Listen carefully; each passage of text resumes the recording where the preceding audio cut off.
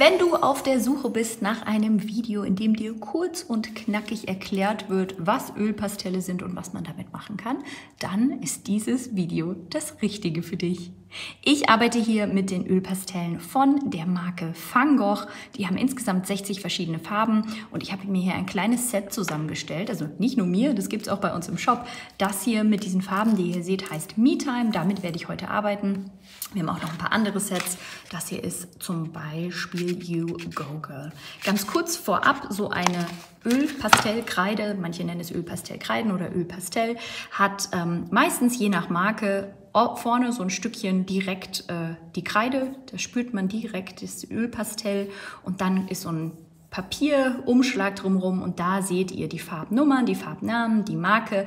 Bei den Farben von Van Gogh ist zu beachten, viele Farben haben genau den gleichen Namen. Also hier das Kylinblau, das gibt es mehrere Male und da müsst ihr ein bisschen auf die Endungen achten. Da gibt es dann Punkt 5, Punkt 7, Punkt 9, also ein Name, verschiedene Farben, teilweise komplett verschiedene Farben. Das nur so als kleiner Tipp. Die lege ich hier oben zurück. Und ich werde euch jetzt hier einfach mal so einen kleinen Einblick geben, warum Ölpastelle toll sind, was die eben können und was die zum Beispiel auch nicht können. Kurz vorab, das blätter ich hier mal weiter. Ölpastelle sind ähnlich wie Pastellkreide, nur dass Pastellkreide so ein bisschen staubig ist. Habt ihr vielleicht mal genutzt, fühlt sich eher trocken an und das Besondere an so einem Ölpastell ist, da ist eben Öl mit drin. Quesopressor. Wer hätte es gedacht? Aber dieses Öl macht diese Kreiden, diese Stifte einfach weicher und nicht so staubig, um es mal ganz salopp zu sagen. Ihr seht auch hier, wie die Konsistenz ist. Ich hoffe, ihr seht das. Total weich und geschmeidig und man bekommt eben diesen wunderschönen Effekt hier hin. Also Punkt 1, es ist ein bisschen wie Pastellkreide, nur ohne den nervigen Staub. Was diese Ölpastelle besonders gut können, ist, dass man sie miteinander verwischen kann.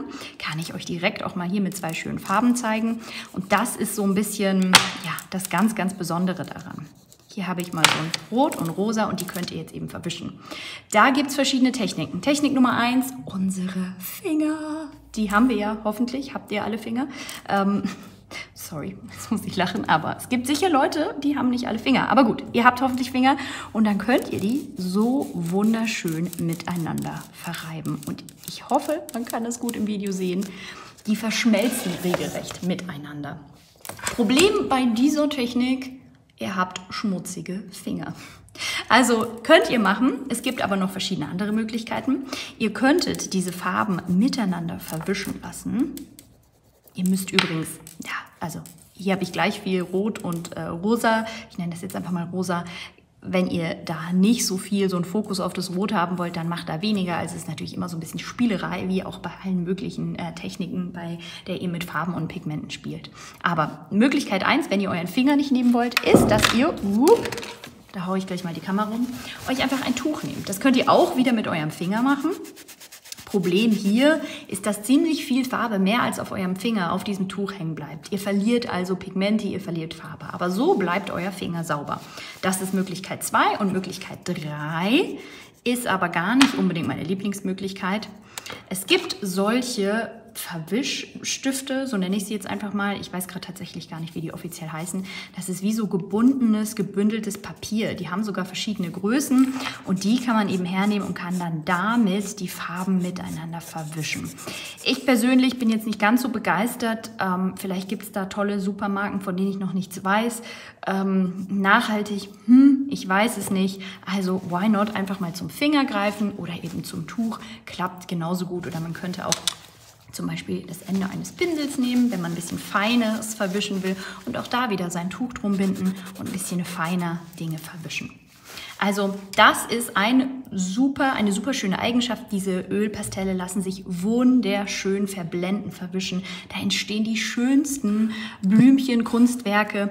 Man kann sie aber natürlich auch direkt so lassen, dann hat man diese tolle Schraffur und diesen tollen Effekt. Je nachdem, was für Papier ihr nehmt, Papier ist auch das nächste Stichwort, habt ihr mehr solcher Weißräume oder weniger. Ihr könnt mit diesen Ölpastellen wirklich auf allen möglichen Oberflächen arbeiten. Auf glattem Papier, rauem Papier, ihr könnt sogar auf Holz damit arbeiten, auf Stoff, wirklich kaum, also unendlich viele Möglichkeiten.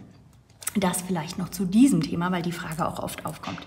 Jetzt habe ich aber den Faden verloren. Genau, doch, ich habe den Faden wieder gefunden. Ihr könnt sie verwischen. Und eine weitere Eigenschaft ist, dass diese Ölpastelle wasserfest sind. Jetzt könnt ihr zum Beispiel, ich bleibe einfach mal bei diesen Farben, euch ein Blümchen gestalten. Da haben wir es, das einfachste Blümchen der Welt. Also wirklich das allereinfachste Blümchen der Welt. Und dann könntet ihr, ich habe jetzt hier mal so ein bisschen Gold, euch goldene oder was auch immer für wasserlösliche Farbe, das ist jetzt hier von Finetech, einfach ein wunderschönes Gold, nehmen und könnt darüber gehen. Und das perlt wirklich ab.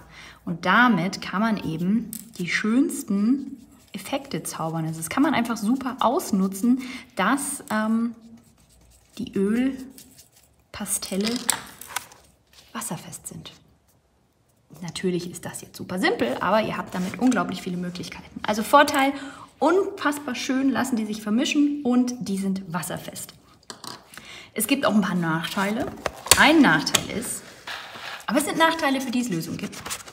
Wenn ihr damit was zaubert und macht, es ist ein bisschen schmierig, es hängen manchmal so kleine Fitzelchen von Farbe rum, muss man aufpassen, sind die auf dem Tisch, sind die auf dem Boden, trete ich rein. Also so ein bisschen Achtung, weil kleine Farbreste, so Abreibungen einfach da sind. Was eben auch passiert, ist, dass oftmals die Bilder, wenn ihr zum Beispiel in so einem Buch arbeitet, so wie ich hier mit meinem Mixed Media Journal, dann, ihr seht es auch hier, färbt sich das Ganze so ein bisschen ab. So Farbreste reiben sich ab. Wenn ich jetzt hier noch ein bisschen mehr reiben würde oder das länger wäre, dann würde hier auch mehr von dem Lila abgehen und das nervt ein bisschen. Dafür gibt es aber zwei super gute Lösungen. Lösung 1, ihr legt einfach ein Blatt Papier, Transparentpapier, wie so eine Art Schutz dazwischen, dann kann das nicht mehr passieren. Vielleicht gebt ihr das Bild auch weiter, rahmt es ein, wunderbar, dann braucht ihr da auch keinen weiteren Schutz. Es gibt aber auch, und das wird, wenn man viel mit solchen Ölpastellen arbeitet, tatsächlich benötigt, so eine Art Fixativ oder nicht nur eine Art, es ist ein Fixativspray. Das ist extra auch, da steht es für Acrylöl und Pastellkreide, Kohle und so weiter, für viel, viel mehr. Das könnt ihr auch grundsätzlich nutzen, wenn ihr eure Bilder, eure Kunstwerke schützen wollt. Das hier ist jetzt also von der Marke Stange. Spricht man hoffentlich so aus und nicht Stanger oder so. Aber gut, Made in Germany sehe ich gerade. Auf jeden Fall ist das eine Möglichkeit, gibt es von super vielen verschiedenen unterschiedlichen Firmen. Das sprüht ihr da drauf, wartet ein paar Minuten und das Ganze ist wie so eine Lackschutzschicht über eurem Kunstwerk. Also ihr könnt sie schützen, gibt es verschiedene Möglichkeiten, müsst ihr nicht. Ihr könnt sie auch so direkt einrahmen oder nutzen. Passt einfach ein bisschen auf, weil eben die Farben gerne mal abreiben oder so kleine Krümel. Hier liegt einer, dann einfach sich verteilen und das will man nicht unbedingt. Ein letzter Punkt, den ich noch aufgreifen will, wobei es natürlich noch super viele weitere tolle Tipps und Tricks und so weiter gibt, aber den möchte ich noch kurz ansprechen, ist, dass öfter mal die Frage kommt, kann ich da nicht einfach Wachsmalstifte nehmen? Die sind doch noch fast genau das Gleiche. Tatsächlich scheint es so, wenn wir hier auch mal den Vergleich sehen, ich habe mal hier ähnliche Farben zurechtgelegt, hier unsere Ölpastelle und hier unsere Woodies, dass man sagt, ja, ist doch also kaum ein Unterschied. Ein Unterschied sieht man, wenn man genau hinschaut, doch. Die Farben, die Ölpastellfarben sind cremiger in der Konsistenz und dadurch, dass hier Pigmente drin sind, viel mehr Pigment als bei den Woodies, strahlen die Farben ein bisschen mehr. Also mehr Strahlkraft, die Farben sind auch lichtecht, also das zum einen. Das nächste ist, und das ist der größte Unterschied, ist, dass die Farben, ich halte es mal hier näher dran, die Ölpastelle sich, und da nehme ich wieder meinen Finger, super sanft, ich nehme hier auch nur den kleinen Finger, eben verwischen lassen. Wenn ich das gleiche jetzt probiere mit den Woodies, also den Wachsmalstiften, und ich drücke da wirklich fest auf, da kommt so ein schöner Übergang nicht auf. Also das gelingt euch mit den Wachsmalstiften, vielleicht den Wachsmalstiften der Kinder nicht, und die sind eben wasserlöslich und die anderen wasserfest. Ich hoffe, ich habe euch einen winzig kleinen, kurz und knapp, naja, so kurz und knapp war es dann doch nicht, Einblick in die Welt der Ölpastelle gegeben. Falls ihr noch Fragen dazu habt, immer her damit. Falls ihr welche vor euch liegen habt, wünsche ich euch, sie rollen gerade weg, ganz viel Spaß damit und bin gespannt auf eure Ölpastellkunstwerke. Vielen Dank fürs Zuschauen. Wir hoffen, das Video hat dir Spaß gemacht und wir würden uns freuen, wenn du uns hier bei YouTube abonnierst. Du findest übrigens alle Produkte, die wir testen, in unserem Shop unter www.stifteliebe.de und natürlich sind wir auch bei Instagram, bei Facebook und seit kurzem auch auf TikTok.